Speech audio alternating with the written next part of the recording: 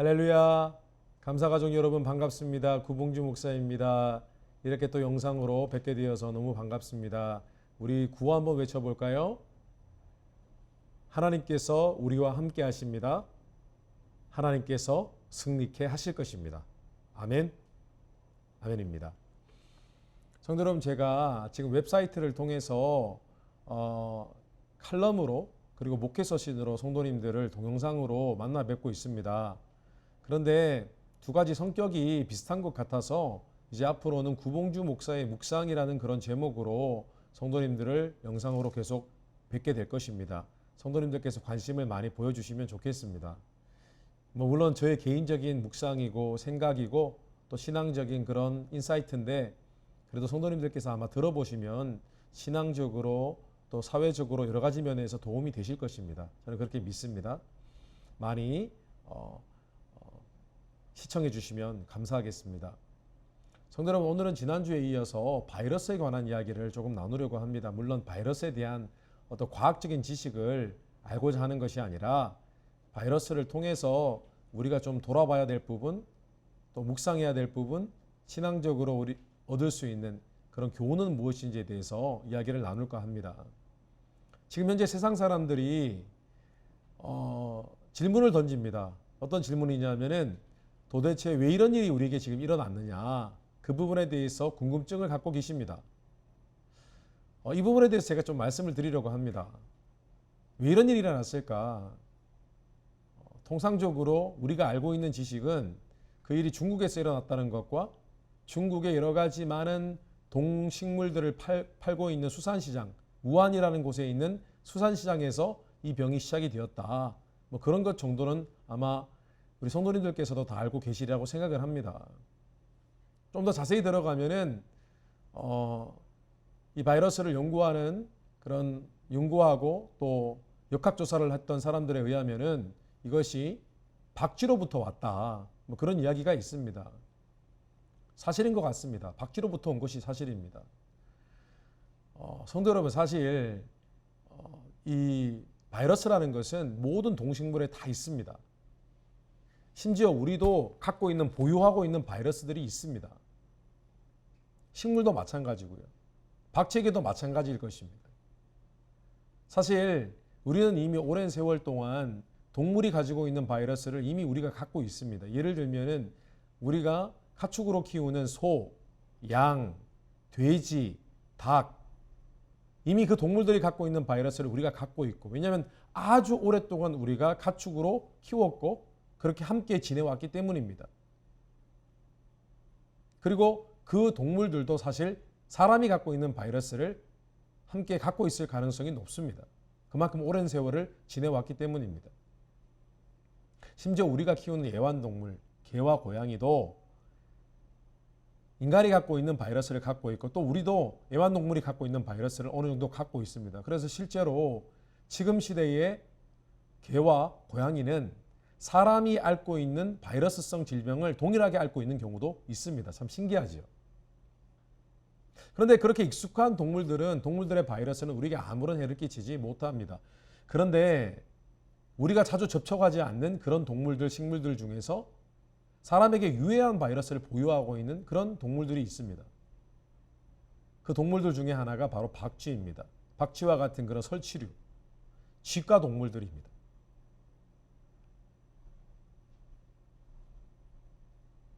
그래서 이런 쥐과 동물들이 갖고 있는 그런 바이러스는 인체에 위험합니다. 그런데 중국에 계시는 분들, 이 중국 분들이 특이한 식성을 가지고 있다고 합니다. 그래서 박쥐를 요리해서 먹기도 하고, 심지어는 쥐과 동물들을 잡아서, 심지어 새끼들도 잡아서 탕을 끓여 먹고 하기도 한다고 합니다. 사실 그런 위험성이 있는 동물들을 계속 먹어왔기 때문에 오늘 이런 일이 벌어졌을지도 모릅니다. 그렇게 사람들은 추측을 합니다. 식습관이 문제죠. 중국 분들이 좀 안 그러셨으면 좋겠는데 모르겠습니다. 다시 그 시장이 오픈을 했다는 얘기도 있고 여러 가지 소식이 들립니다. 그런데 또 한편으로는 이런 얘기도 있습니다. 중국의 우한에 바이러스를 연구하는 연구단지가 있다고 합니다. 혹여 그곳에서 바이러스를 연구하다가 바이러스가 사람의 실수로 유출이 되어서 그렇게 되었다고 보는 그런 견해도 있습니다. 물론 이것은 음모론입니다. 그러나 중국이 공산주의이기 때문에 공산주의는 원래 사실을 은폐하는 그런 경향이 있지 않습니까? 그래서 이것이 사실인지 아니면 거짓인지 진위 여부는 우리가 정확하게 알 수가 없습니다. 어쨌든 원인은 원래 있던 바이러스가 출몰한 것이고 또 실제로 원인은 사람이 만든 인재입니다. 사람이 음식을 먹었기 때문에 혹은 바이러스 연구소에서 유출이 되었다면 사람이 실수했기 때문에 이런 일이 벌어진 것입니다. 자, 그런데 세상 사람들이 하나 또 다른 질문이 있습니다. 그러면 앞으로 어떻게 될 것인가? 우리의 인생과 우리 세상은 어떻게 될 것인가? 그 부분에 대해서 질문하시는 분들이 많이 있습니다. 먼저 걱정하지 마십시오. 어차피 사람이 바이러스 백신을 연구하고 지금 준비하고 있습니다. 아마 백신은 개발될 것이고 또 치료할 수 있는 치료제도 개발이 될 것입니다. 제가 최근에 읽은 어떤 신문 기사에 의하면은 이 코로나 바이러스에 감염되었을 때에 굉장히 치명적이라고 합니다. 물론 면역력이 좋은 사람은 쉽게 낫기도 하고 아무런 증세가 없을 수도 있다고 합니다. 그런데 보통 이 바이러스가 사람의 인체에 해를 끼칠 때는 이런 방법으로 진행이 된다고 합니다. 세포로 들어갑니다. 사람 세포로 들어가면 그때부터 바이러스가 자가 복제를 시작합니다. 또 다른 바이러스를 자신과 동일한 바이러스를 계속 만들어내기 시작을 합니다. 근데 그때 협조하는 것이 바로 우리 몸에 있는 세포고 세포 안에 있는 영양분입니다. 그런데 최근 연구에 의하면은 아연과 또 다른 어떤 물질이 있습니다. 그 물질의 이름은 제가 언뜻 기억나지 않습니다. 그런데 아연, 우리가 잘 알고 있는 인체에 필요한 무기물, 이 아연과 또 다른 어떤 물질, 이 두 가지를 사용하면은 우리가 바이러스에서 이길 수 있는 그런 힘을 얻게 된다고 합니다. 예를 들면 아연 같은 경우에는 사람에게 들어온 그런 세균들이나 박테리아, 바이러스들과 싸우는 그런 백혈구, 이 백혈구의 수치를 증가시키고 강하게 만든다고 합니다. 그리고 제가 앞서 말씀드린 또 다른 어떤 물질은 바이러스가 세포 속으로 들어가서 활동하는 것을 억제한다고 합니다. 실제로 이 치료법은 한국에서 그리고 프랑스에서 시행되고 있다고 합니다. 그리고 효과를 보았고요. 이것은 전문적인 지식이기 때문에 성도님들께 도움이 되실지는 모르겠습니다. 근데 어쨌든 그렇게 해서 결국은 우리가 이 바이러스의 문제를 해결하게 될 것입니다. 그런데 우리가 기억해야 될 것은 지금 바이러스 문제로 인해서 우리가 지금 겪고 있는 이 모든 상황, 우리가 살고 있는 지금 삶의 스타일도, 라이프 스타일도 바뀌었고요. 지금 모든 상황이 바뀌어 있습니다. 그런데 이 상황은 나아지지 않을 것입니다. 조금 더 시간이 많이 걸릴 것입니다. 왜냐하면 바이러스의 치료제가 완전히 백신과 치료제가 완전히 개발되지 않고서는 우리는 계속 사회적으로 자가격리를 해야 되고 또 사람과 사람 사이에 거리를 둬야 되고 또 다수의 많은 사람들이 모이는 일을 자제해야 될 것입니다. 어디 그뿐입니까? 지금 우리 집안에 있는 자녀들, 이 자녀들의 학업도 될 수 있으면은 온라인 수업으로 대체가 될 것입니다. 이런 일이 계속해서 지속이 될 것이라고 저는 예상합니다. 이것은 저의 개인적인 의견이라기보다는 이미 많은 전문가들이 내놓은 의견입니다. 왜냐하면 그럴 수밖에 없습니다. 바이러스가 완전히 사라지지 않는 이상은 아마 앞으로도 이런 위험을 제거하는 그런 삶의 라이프 스타일 그리고 습관들이 계속해서 시행이 되어질 것입니다. 실제로 전문가들은요, 이 바이러스 때문에 앞으로 우리 사회의 모든 문화와 전반적인 삶의 모습이 이 트렌드가 바뀔 것이다라고 예측을 하고 있습니다. 그래서 직장이든 비즈니스든 우리는 발빠르게 앞으로 바뀔 트렌드에 대해서 준비를 해야 됩니다. 예를 한번 들어보겠습니다. 지금 식당에는 이 투고하는 일들이 참 많다고 합니다. 아마 앞으로도 그럴 것입니다. 적어도 올해 말까지 내년 초까지는 식당에서 시끌벅적하게 사람들끼리 모여서 서로 침을 튀겨가면서 이야기하면서 식사를 하는 일은 많지 않게 될 것입니다. 그렇다면 이 식당들은 모두가 투고 문화에 익숙해져야 됩니다. 더 투고의 메뉴를 개발해야 될 것이고 아마 그런 일들이 벌어지게 될 것입니다. 교회도 마찬가지입니다. 지난번 제가 목회 서신 때 이런 말씀 드렸습니다. 우리 파티합시다. 꼭 파티해야 됩니다. 그런데 아마 파티할 날이 가까울 것 같지는 않습니다. 마음껏 허그하고 함께 밥을 먹으며 식사하고 수백 명이 모여서 함께하고 그런 일이 되어지려면 시간이 꽤 걸릴 것입니다. 우리는 여전히 교회에서 다수로 함께 모이는 일, 함께 모여서 예배드리는 일은 아마 시간이 꽤 걸릴 것입니다. 예를 들어서 몸이 연약하거나 지병이 있으신 분들은 앞으로 당분간도 교회에 와서 함께 예배드리는 일은 어려울 것입니다. 조금 더 시간이 지나야 할 것입니다. 어디 그것뿐입니까? 온라인 성경 공부, 그 외에 많은 온라인 사역들, 온라인에서 이루어지는 모든 일들도 계속해서 진행이 될 것입니다. 뿐만 아니라 예배드리는 것도 마찬가지입니다. 이제 상황이 좋아지고 정부에서 스몰 비즈니스를 오픈할 수 있습니다. 사람이 어느 정도 모여도 괜찮습니다라고 발표를 하면은 아마 교회들은 서로 눈치를 보면서 교회를 서서히 오픈하기 시작할 것입니다. 그런데 바로 다 오픈해서 모든 분들이 마스크도 없이 오시게 하지는 못할 것입니다. 다 마스크를 써야 되고 교회 예배당에 모여도 마스크를 쓰고 예배를 드리고 또 모여도 서로 사람과 사람 사이에 거리를 두고 앉아 있게 될 것이고 또 그래서 어쩌면 성도님들의 숫자를 다 맞출 수가 없기 때문에 교회에서 제한적으로 1부, 2부, 3부 예배 때 제한적으로 몇몇 분들만 들어오실 수 있습니다. 그렇게 예배를 오픈해야 될지도 모르겠습니다. 뿐만 아니라 우리는 방역 및 소독까지도 해야 될지도 모릅니다. 그런 절차를 겪으면서 우리는 계속해서 공예배를 드려야 될지도 모르겠습니다. 당분간 쉽지는 않을 것입니다. 왜 이런 상황을 미리 준비를 해야 된다고 생각을 합니다. 성도님들께서도 이런 상황을 미리 염두에 주시고 준비하시면 좋겠습니다. 자, 그런데 제가 오늘 정말 드리고 싶은 이야기가 있어요. 많은 크리스찬들이 세상 사람들과 달리 이 바이러스 사태에 대해서 던지는 질문이 있습니다. 어떤 질문이냐면 이런 질문입니다. 지금 우리가 겪고 있는 이 상황, 하나님께서 허락하신 상황이냐, 아니냐? 만약 그렇다면 그 의미는 무엇이냐? 이것이 정말 하나님께서 우리에게 주시는 어떤 심판과 징계인가? 만약에 그렇다면 그 이유와 목적은 무엇인가? 이런 질문입니다. 이 질문에 대한 제가 답변을 드리도록 하겠습니다.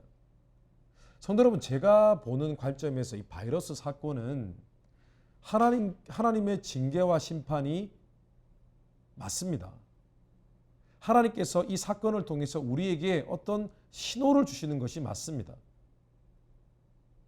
그 신호는 무엇이냐면은 이 시대가 지금 마지막 시대로 접어들었다는 그런 메시지입니다. 그런 신호를 우리에게 주고 계시다는 것입니다.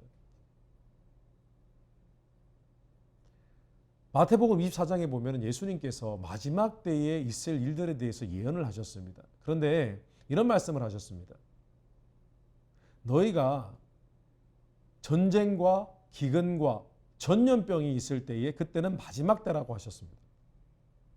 전쟁과 기근과 전염병. 특별히 전염병은 개역개정 성경과 개역 한글 성경에는 그 단어가 나와 있지 않습니다. 그런데 킹 제임스 성경 번역에는 세 가지로 나와 있습니다. 전쟁과 기근과 전염병이라고 했습니다. 이 세 가지가 있을 때, 그런데 이 세 가지가 단순히 그냥 전 세계의 아주 작은 전쟁, 조그만 가뭄, 기근, 조그맣게 펴지는 전염병, 독감, 바이러스, 인플루엔자 그런 것을 의미하는 것이 아닙니다. 아주 큰 사건들이 일어날 때 그때가 마지막 때라고 하셨습니다. 근데 주님께서 이런 표현을 쓰셨습니다. 아직 끝은 아니라고 하셨습니다. 마태복음 24장 말씀을 보면 아직 끝은 아니라고 했습니다. 종말이 아니란 뜻이 아닙니다. 원어 성경을 보면 이렇게 풀이가 되어 있습니다. 고통의 시작이라. 그러니까 다시 말씀을 해석해 보면 이런 의미입니다.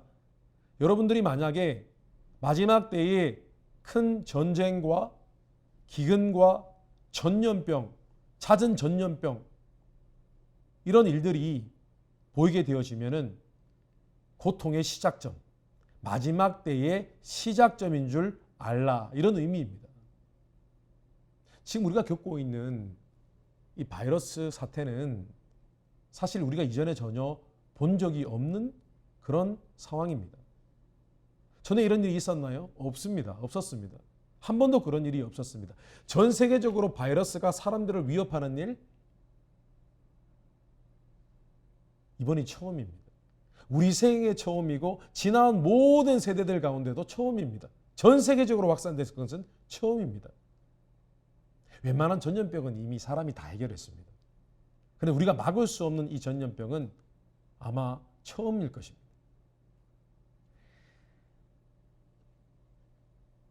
잠시 바이러스에 대한 지금 이 바이러스 사태를 우리는 팬데믹이라고 부릅니다. 팬데믹. 혹시 팬데믹이 무슨 뜻인지 아십니까?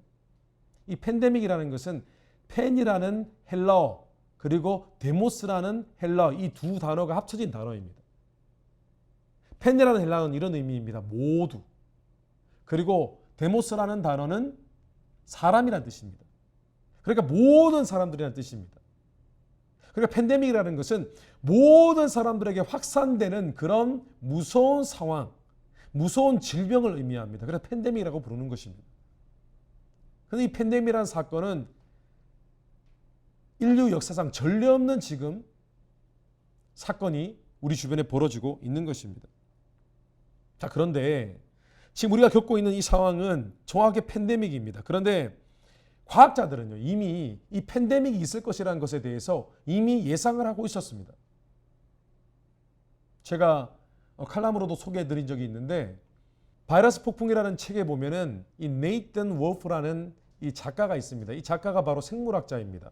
근데 이 생물학자는 단순히 이 바이러스 폭풍이라는 자신의 저서에서 그저 바이러스에 대한 흥미로운 사실들에 대해서만 기술하고 있는 것이 아니라 그 책에 지금 현대 과학기술이 얼만큼 바이러스에 대해서 많이 알고 있고 연구하고 있는지 그 부분에 대해서도 다루고 있습니다. 그런데 그 책에 이 네이튼 월프라는 사람이 이런 얘기를 했습니다. 한번 들어보십시오.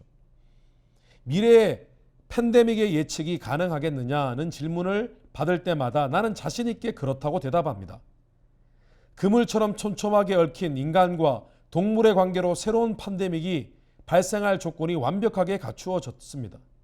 누구도 부인할 수 없는 상황입니다. 하지만 정보통신 기술을 통해 우리가 긴밀하게 연결되면서 집단 발병을 조기에 포착할 수 있는 조건도 갖추어졌습니다. 여기에 유행병을 야기하는 작은 생명체의 다양성에 대해 놀라울 정도로 발전한 연구 결과가 더해진다면 팬데믹의 예측이라는 낙관적인 생각은 결코 낭만적인 꿈이 아닙니다. 결국 누가 승리할까요? 팬데믹이 인간 세계를 휩쓸며 수백만의 목숨을 앗아갈까요? 아니면 테크놀로지와 과학이 손잡고 인간을 구원할까요? 지금 2011년도에 나온 책에 의하면 이 생물학자는 지금까지 바이러스에 대한 연구와 과학기술을 토대로 하면은 얼마든지 팬데믹 상황, 이렇게 바이러스가 번지는 상황을 미리 예측할 수 있고 막을 수도 있다고 스스로 장담을 했습니다. 자, 그런데 우리가 지금 바이러스를 막고 있나요? 이 바이러스가 전 세계로 퍼질 것에 대해서 미리 예측을 했나요? 그렇게 예측을 한 사람도 있다고 합니다. 빌 게이츠, 우리가 잘 아는 마이크로소프트사 빌 게이츠 회장, 이제 은퇴하여서 자신의 개인적인 구제단체를 이루어서 좋은 일을 하고 있는 이분도 바이러스가 확산될 것에 대해서 미리 예측을 했다고 합니다. 그러나 예측을 하면 뭐합니까? 막을 방법이 없습니다. 이것은 분명히 하나님께서 허락하신 것으로밖에 우리는 볼 수가 없는 것입니다. 그렇게 우리가 결정을 내리지 않으면 이건 해석할 방법이 없습니다. 지금 우리가 경험한 상황이 바로 그렇습니다. 하나님께서 주관하시고 허락하신 것이 맞습니다. 사람이 준비하였지만, 연구하였지만 이 문제를 예측하거나 제대로 해결하지 못하고 있기 때문입니다. 성도 여러분, 성경적으로 전쟁과 기근과 전염병은 하나님께서 하나님을 믿지 않는 사람들의 범죄와 믿는 사람들이 하나님을 떠났을 때에 신앙적으로 해이해지고 그들이 하나님이 기뻐하시지 않는 죄를 지었을 때에 하나님께서 주시는 세 가지 종류의 매입니다. 회초리입니다. 이것은 구약 성경에도 분명히 나와 있고 신약 성경에 주님께서도 말씀하신 부분입니다. 하나님께서 허락하신 것이 맞습니다. 그렇게 보는 것이 맞습니다. 한번 생각해 보십시오. 하나님께서 지금 이 세상을 바라보시면서 울고 계십니다. 오히려 지금 우리가 사는 세상은 하나님께서 심판하지 않는 것이 이상할 정도로 범죄로 가득한 세상입니다. 성도 여러분, 우리가 사람의 태아를 낙태하는 일을 시작한 세월이 어느 정도 되는지를 알고 계십니까? 1970년대부터 본격적으로 낙태 시술이 이루어졌습니다. 그렇게 따지면 지금 우리가 살고 있는 2020년, 지금 50년 정도 되었습니다. 50년 세월 동안 산모의 뱃속에 있는 이 태아가 그냥 그 목숨을 그 엄마 뱃속에서 잃어버린 이 일들이 얼만큼 많이 일어난 줄 아십니까? 50년 동안 얼마나 많은 태아가 목숨을 잃었는지 알고 계십니까? 통계에 의하면은 25억 명이라고 합니다. 지난 50년 동안 엄마 뱃속에서 죽어간 태아의 숫자가 25억이라고 합니다. 25억. 25억은 지금 전 세계 인구 70억의 3분의 1이나 되는 숫자입니다. 하나님께서 울고 계십니다. 어디 그뿐입니까? 예수님을 믿는 사람들도 마찬가지입니다. 우리는 30년, 40년 전에 신앙생활을 했던, 불과 100년 전에 신앙생활을 했던 크리스찬들의 신앙의 모습과 우리의 지금 신앙의 모습을 비교해 보면 우리의 신앙이 정말 바로 되어 있나 우리는 다시 한번 생각하게 되어집니다. 어려운 일이 있으면 기도원에 올라가서 기도하고 어떻게든 말씀을 배우고 교회로 모이기에 힘쓰고 그리고 주일 성수를 어떻게든 끝까지 지켜보려는 그런 노력들, 그런 신앙생활을 하고 계신 분이 오늘 이 시대에 많지가 않습니다. 모두가 세상과 타협을 했습니다. 하나님을 적당히 거리를 두고 신앙생활을 하고 있습니다. 그것이 우리가 지금 살고 있는 이 시대의 크리스찬들 삶의, 크리스찬 라이프의 현실입니다. 현 주소입니다. 하나님께서 우리에게 징계하지 않으시는 것이 이상하지 않습니까? 하나님께서 우리에게 징계를 하셔야 됩니다. 그래야 우리가 정신이 번쩍 들어서 하나님께로 돌아가게 되는 것입니다. 지금 있는 상황, 제가 부정적으로 말씀을 드리는 것이 아닙니다. 이것은 분명히 하나님께서 허락하신 일이고 주관하신 일입니다. 이제 중요한 것은 우리가 이 상황을 통해서 하나님의 디스플린, 훈계라는 것을 우리가 깨닫고 우리가 다시 신앙을 재정립하는 겁니다. 신앙을 돌아보는 겁니다. 다시 신앙을 회복하는 것입니다. 다시 말씀드리겠습니다.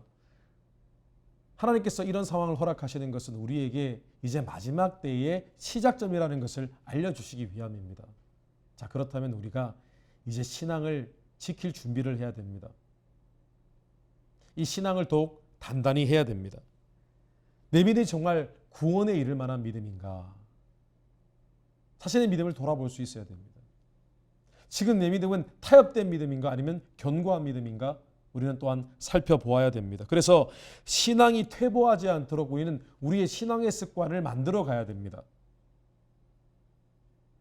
이제 우리가 하나님의 사람으로서 크리스찬으로서 어떻게 살아가야 될지에 대해서 우리는 연구하고 묵상하고 우리가 반드시 해야 될 일이 무엇이고 하지 말아야 될 일이 무엇인지를 결정하고 우리는 그 방식대로, 우리만의 방식대로 살아가기 시작해야 된다는 것입니다. 뿐만 아니라 기도 생활, 말씀 생활, 우리는 결코 타협하지 말아야 됩니다. 예배 생활도 마찬가지입니다. 오늘 바이러스에 대해서 생각해 보았습니다. 여러 가지 이야기를 많이 했지만은 그 가운데 우리가 붙들어야 될 것은 이런 상황 속에서 하나님께서 우리에게 주시고자 하는 메시지가 무엇인가? 그것은 바로 신앙입니다. 다시 바르고 견고한 신앙으로 우리가 돌아가야 됩니다. 그것이 하나님께서 우리에게 깨닫기를 원하시는 하나님의 뜻이라는 것입니다. 바이러스를 두려워하기보다는 도리어 바이러스를 묵상하십시오. 하나님의 뜻을 구하는 성도님들이 되시기를 주님 이름으로 축원합니다. 감사합니다.